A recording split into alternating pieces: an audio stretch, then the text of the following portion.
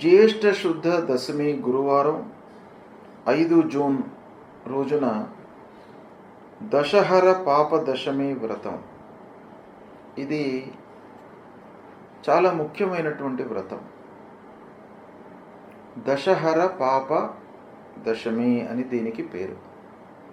అంటే ప్రతి మానవుడు కూడాను తెలిసి కొన్ని పాపాలు చేస్తూ ఉంటాడు, తెలియకుండా కొన్ని పాపాలు చేస్తూ ఉంటాడు, కొన్ని ఫోర్స్డ్గా కూడాను కొన్ని చేయవలసినటువంటి ఆగత్యం ఏర్పడుతుంది. ఈ విధంగా దశవిధ పాపాలు చేసేటువంటి అవకాశాలు బాగా ఉన్నాయి. ఇందులో కాయిక, వాచిక, మానసికమైనటువంటి పాపాలు అంటే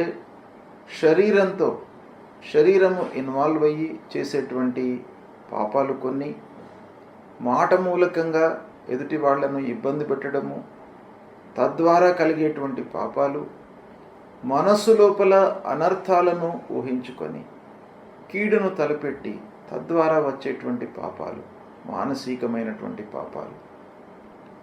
ఇలా మూడు రకాలుగా ఉండేటువంటి పాపాలు మొత్తం కలిపితే మనకు ఒక్కొక్క దానిలో 4, 3 ఇలా పాపాలు 10 రకాలుగా ఉంటాయి అనేటువంటిది శాస్త్రం చెబుతుంది.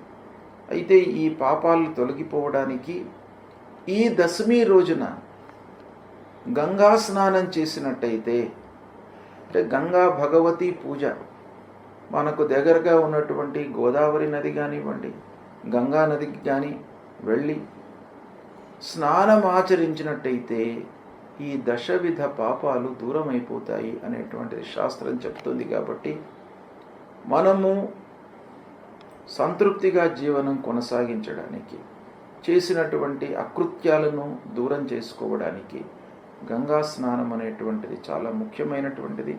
గంగా అంటే గంగా నది కాకుండా దగ్గరగా ఉన్నటువంటి జీవనదుల లోపల ఎక్కడైనా కూడాను మీరు స్నానం ఆచరించవచ్చును.